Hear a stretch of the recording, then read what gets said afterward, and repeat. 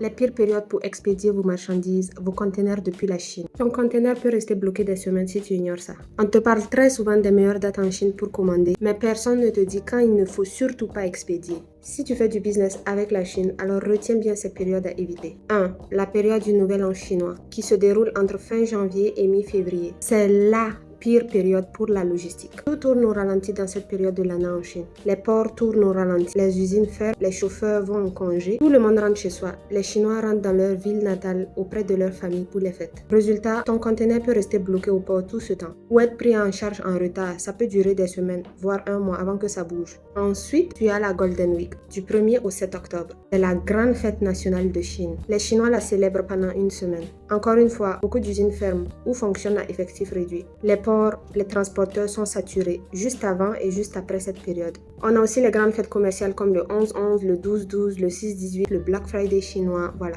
etc. Je t'avais parlé de ces périodes de grandes soldes déjà dans une autre vidéo. À ce moment-là, les plateformes de e-commerce sont bondées de commandes. Les transporteurs et les entrepôts sont débordés, donc les expéditions en B2B prennent du retard. En 4, on a les fêtes de fin d'année, entre mi-décembre et début janvier. Entre la clôture annuelle, la surcharge mondiale des fêtes, les délais qui saturent, les prix du frais qui montent aussi. Alors un conseil, évite d'envoyer de gros volumes pendant cette période. Alors si tu fais du commerce, programme tes envois bien avant ces périodes mentionnées ou carrément après que ça soit terminé. Parce que durant cette date, tout le monde se précipite aussi pour envoyer, donc ça crée un embouteillage logistique. Mais attention, ce que je viens de dire, c'est uniquement pour ceux qui importent depuis la Chine vers un autre pays. Oui, parce que si tu vis en Chine, ce n'est pas pareil. Si tu es en Chine, si tu vis en Chine, tu peux commander en ligne à tout moment. Mais ça dépend aussi de ce que tu commandes et d'où ça vient. Tu auras juste un petit ralentissement sur les livraisons, surtout si ta commande ne vient pas de la même ville où tu habites, mais rien de bloquant. Ce sujet concerne principalement les expéditions à l'international. Donc si tu as aimé cette vidéo, n'oublie pas de la liker, de la garder dans tes favoris, comme ça tu pourras la revoir à chaque fois que tu en auras besoin.